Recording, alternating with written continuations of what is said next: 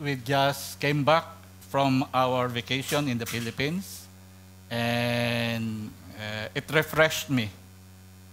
So I thank the Lord for the traveling mercy that He has given me and my family. And before we start God's message for today, let's come to the Lord in prayer. Let's pray. Dear Lord, salamat po, Panginoon. Thank you, Lord, for this brand new opportunity, Lord. This brand new day. We will hear your message that will strengthen our spirit. Thank you, Lord, that you have given us this privilege of hearing your word. And may your word, Lord, strengthen us. Lord, give us the grace of opening our minds and our hearts. And help us, Lord, to live a life pleasing to you. Lord, guide my lips and bless us this morning with your word. In Jesus' name we pray, amen. So our theme for this month, July, is God's righteousness for justification. So we will be talking about justification. And our reference verse, key verse, is taken from the book of Romans. From the book of Romans, chapter 4, verses 1 to 12. And it has a subtitle of Abraham Justified by Faith. And this morning we will talk about justification. We will talk about Abraham and how he was justified by his faith. And also, we will talk about faith. And I will not define faith for you. It is written in the book of Hebrews. But I will talk something about faith. So, justification. Maybe you heard the Latin words or Latin phrase, Ordo Salutis. Ordo Salutis is a Latin phrase meaning order of salvation. And I believe, personally, that before we are justified by God, we were first regenerated by God. So we will talk about the second phase of the order of salvation for today, justification. So what is justification? In the secular meaning of justification, justification means to give a reason or explanation for something. I remember my professor in college, once he told the class, justify your answer. And what does she means? She means explain further or give reason to prove your answer if it is correct. Give a reason or explain that something, justify your answer. But justification, in the context of the word of the Lord, in the Bible, justification means to be declared righteous by God. To be of right standing, to be of good standing before God. And there are many Bible passages that has the word justify, or in its past tense, justified. We can see in Romans chapter 3, verse 24.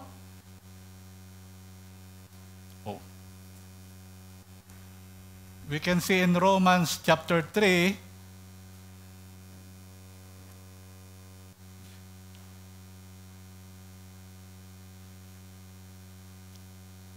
sorry for that. So, in Romans chapter 3, verse 24, it says, "And all are justified freely by His grace through the redemption that came by Christ Jesus." So there is the word justified there. In Romans 8:30,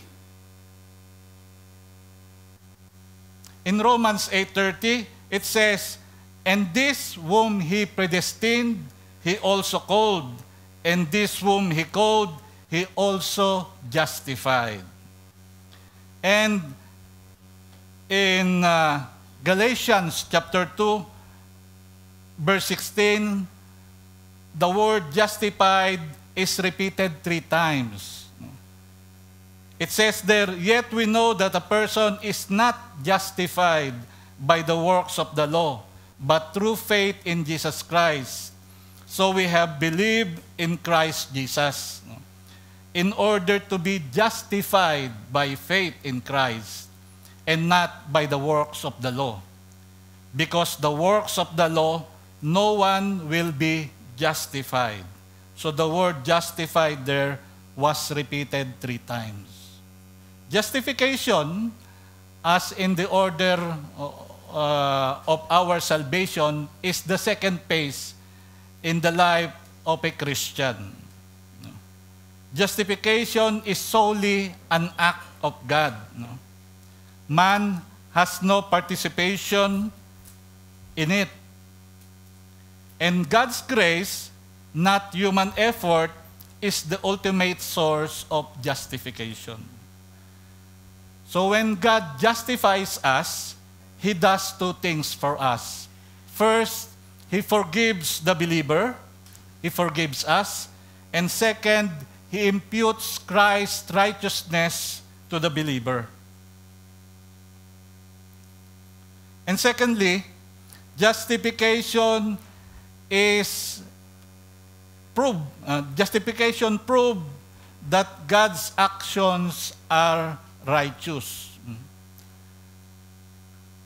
So, justification is the righteousness of God. In Romans chapter 3, verse 25, it says there, He did this to demonstrate His righteousness. He did this to demonstrate His righteousness. Upang patunayan, in Tagalog, upang patunayan siya'y matuwid. To prove that God's actions are right, that God's actions are just, that God's actions are good, perfect, holy, blameless, and morally upright. So His actions display God's attributes. He is merciful, He is loving, He is faithful. So what did God do to demonstrate His righteousness in this verse in Romans chapter 3, verse 25? We will see in the first paragraph, on the first sentence of this verse, it says, God presented Christ as a sacrifice of atonement through the shedding of His blood. So God, in His loving kindness, demonstrated His righteousness, His correct action, by presenting Christ as a sacrifice of atonement. In the Old Testament, what we know, God required animal sacrifices as a sin offering for the forgiveness of Israel's sin. And we may ask, why God asked for animal sacrifice? Why animals?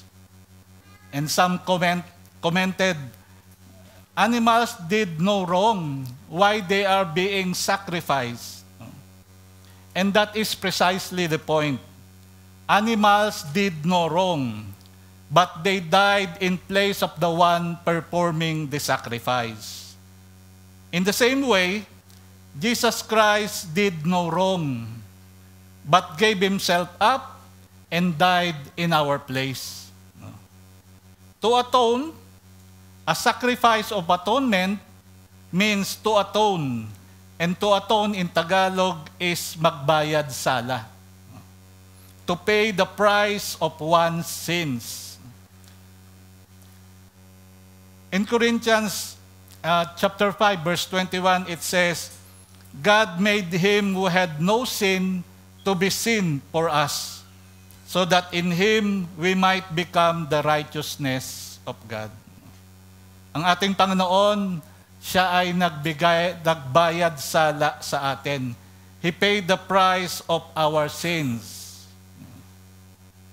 We can receive forgiveness from God through faith in what Jesus Christ did on the cross. This truth about God can only be accepted through faith. In John chapter 1, verse 29, it says, the next day he saw Jesus coming toward him and said, Behold, the Lamb of God who takes away the sin of the world. No? Jesus is the Lamb of God. So we no longer offer animal sacrifices today because Christ is the ultimate and perfect living sacrifice, holy and pleasing to God. Christ earned the righteousness needed for our justification, and his death purchased forgiveness, reconciliation, and the removal of the penalty of sin.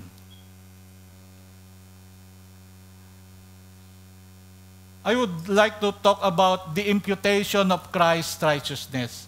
So when God justifies us, he forgives our sins, and also he imputes Christ's righteousness to us. And what does the Bible mean when it says the imputation of Christ's righteousness? No. Part of justification is the imputation of Christ's righteousness. We cannot place ourselves in right standing with God because we are sinners by nature. We have no righteousness of our own. In Matthew 5:48, Jesus says, You therefore must be perfect as your heavenly Father is perfect. God asks us to be perfect and holy. We cannot enter heaven if we are not perfect and holy. But we can say, but we cannot be perfect. Because we are sinners by nature, we cannot be perfect. That's why we need an imputed righteousness, the Christ's righteousness, to be credited to us. In Romans chapter 4, verse 4-5, it says, No, now to the one who works, wages are not credited as a gift, but as an obligation. However, to the one who does not work, but trusts God who justifies the ungodly, their faith is credited as righteousness. So Jesus is righteous by virtue of his very nature.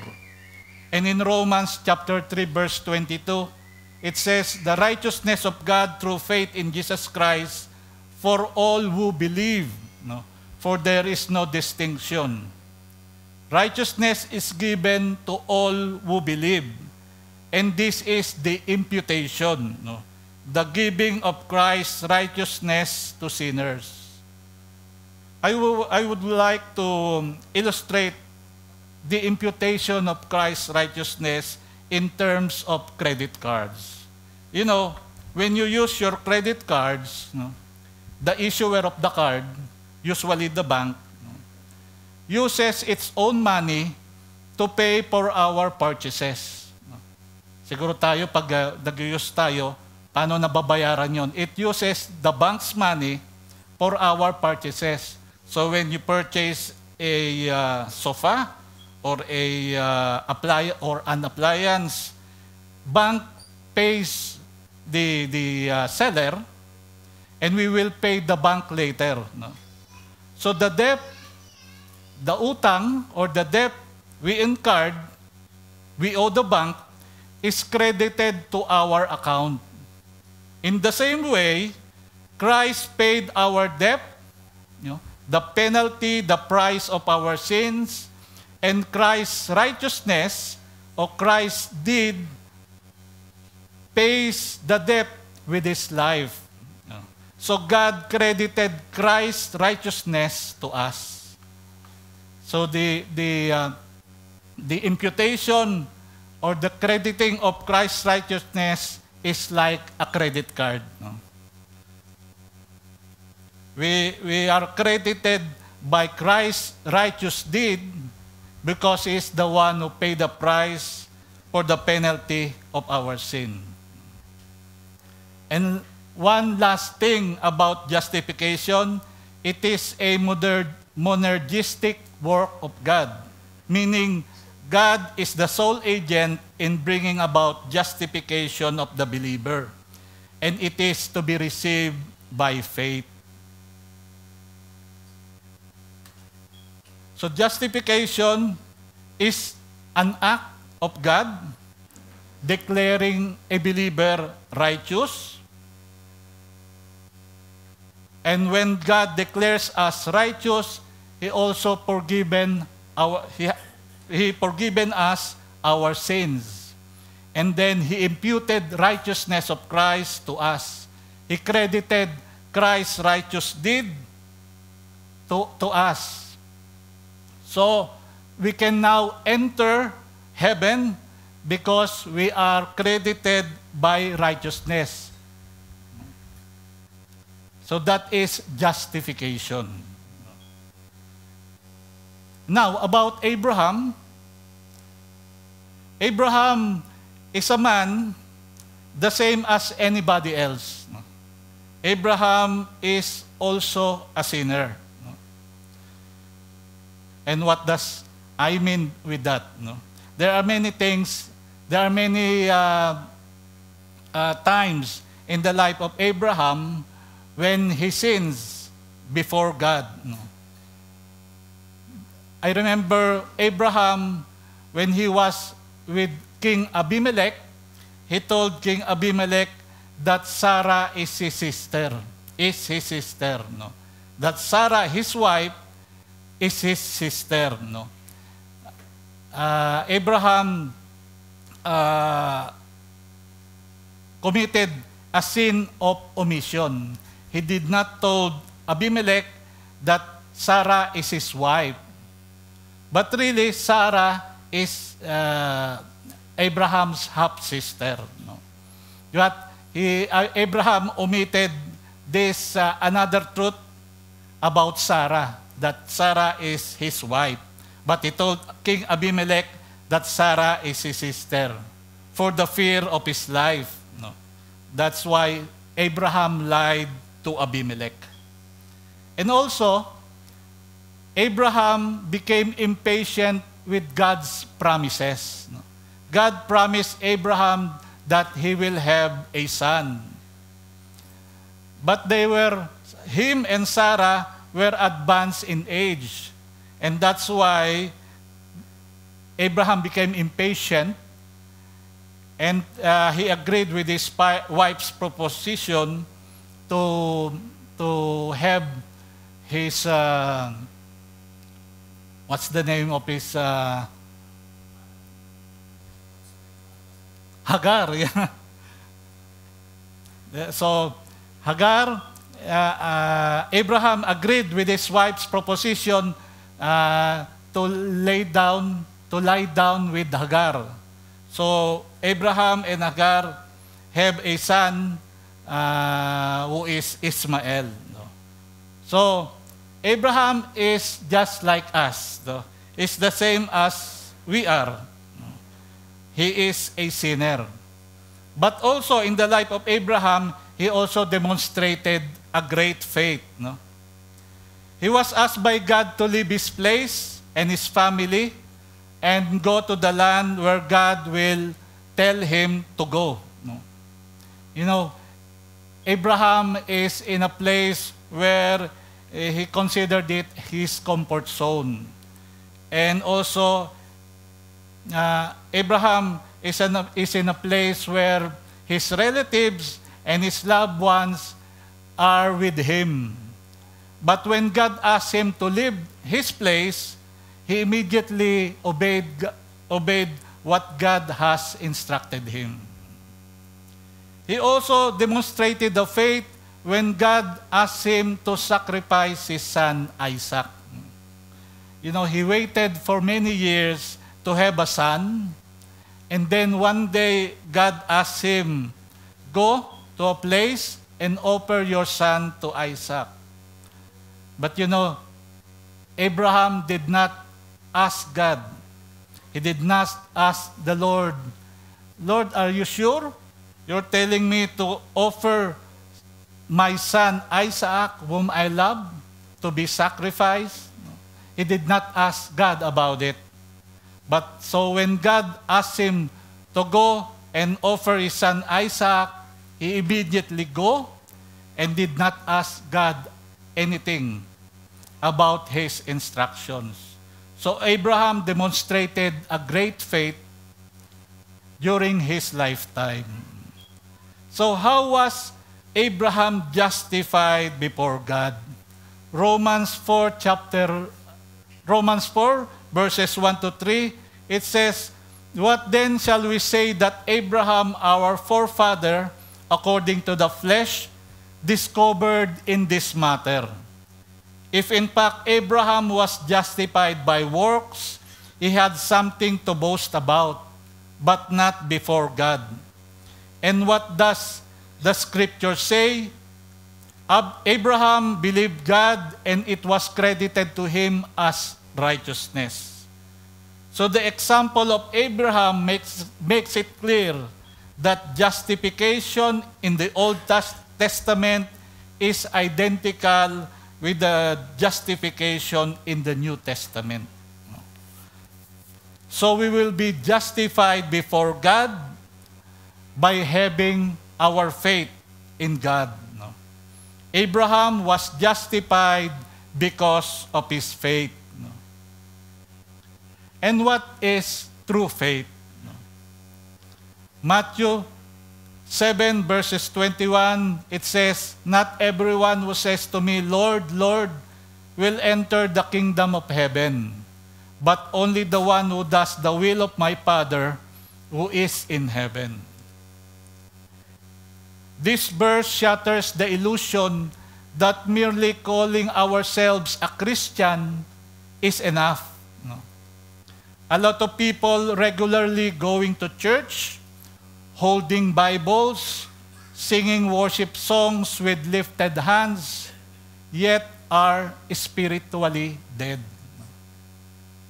There is what you call intellectual faith or the mental assent. And what is the mental assent? Mental assent is a belief without commitment.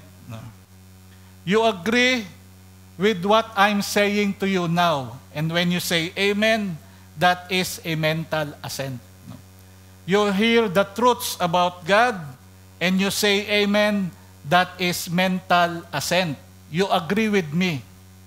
You agree with the information I gave to you. But that is not faith. Faith is different. And James said in his book, the demons believe in God and they shudder. So if you didn't feel fear upon knowing the truth about God, it means your faith is lower than the demons. Kasi the demons, when they hear the word of God, they shudder. They did not only believe, but they also shudder. Tayo ba nung tayo narinig ang mga salita ng Diyos, ang mga katotohanan ng Diyos, did we shudder?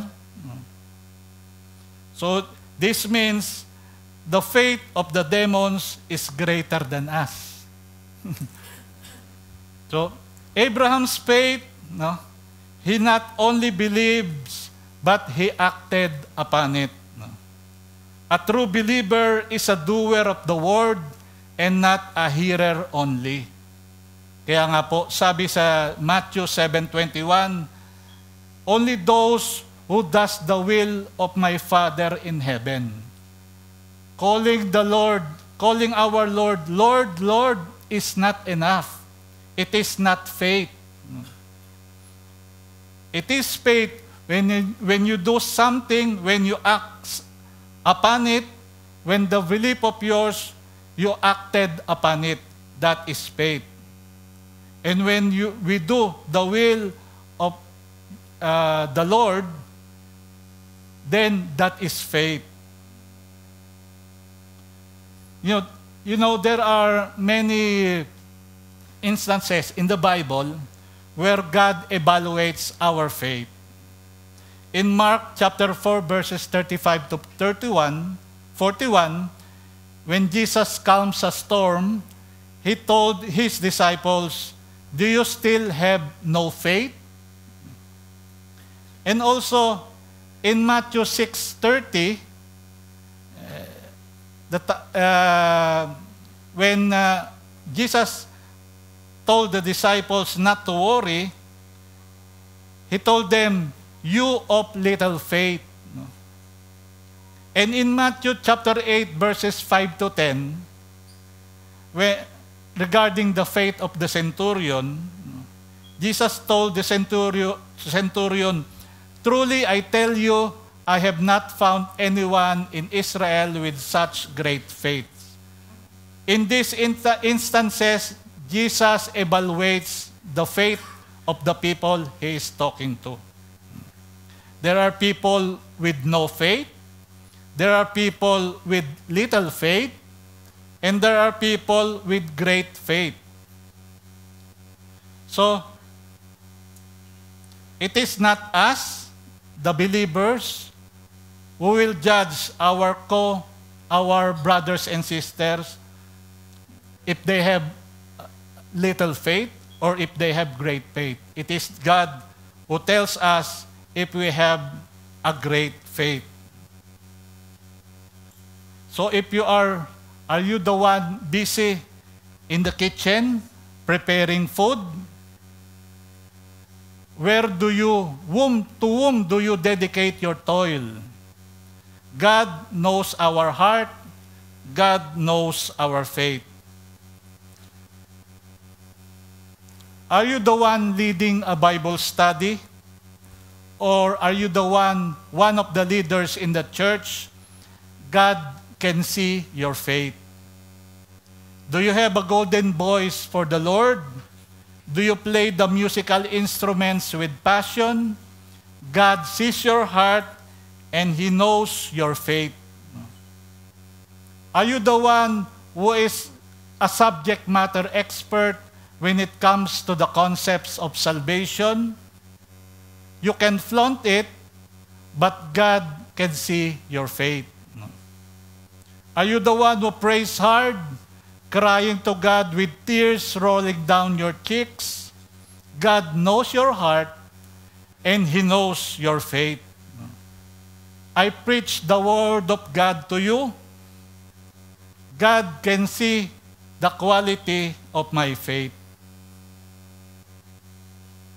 Are you the one who always in the church? You spend a lot of time in the church, sacrificing your time instead of enjoying the malls, enjoying your day off. God can see your heart. He knows your faith. True faith transforms. God is in the business of transforming us. If we don't transform, maybe we can question our faith. You know, in Mark chapter 11, verses 12 to 25, Jesus curses a fig tree. And Mark told us that it is not the season of the fig tree. Why Jesus is asking for the fruit of the fig tree. But you know, what Apostle Mark wants us to know, that there are people outside, externally, they are full of life, but internally, they are spiritually dead. Apostle Mark tells us this story that Jesus curses the fig tree with the intention of knowing what does it mean. So Jesus curses a fig tree and looking for a fruit. God is also looking at us, looking for the fruit in us. So, true faith transforms.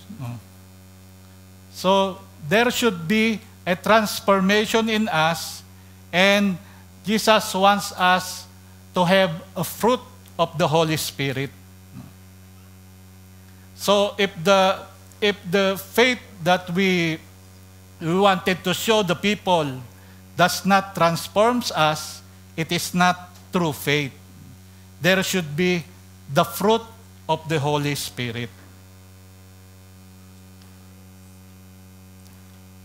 So in conclusion, the faith that Abraham has and the faith that we have also is a gift from God. Ephesians chapter 2 verses 8 to 9 says, "For by grace you have been saved through faith, and not of yourselves. It is the gift of God, not of works, lest anyone should boast." Faith is a gift of God. We have been saved through faith. That's why when our Lord returns, He will ask, "Will I find faith in the earth?" But we should be comforted with what Mark in his book tells us about the father who says, I believe, Lord, help my unbelief." The boy with the unclean spirit told Jesus, his father told Jesus, "I believe, help my unbelief." He means my faith is far from perfect, and I might not have enough faith. And it is also the acknowledgement of our inadequacy. And let us allow God to work in our lives. So I believe, but Lord, help my unbelief. This is the message of God for us today. To God be the glory. Let us pray. Dear Lord,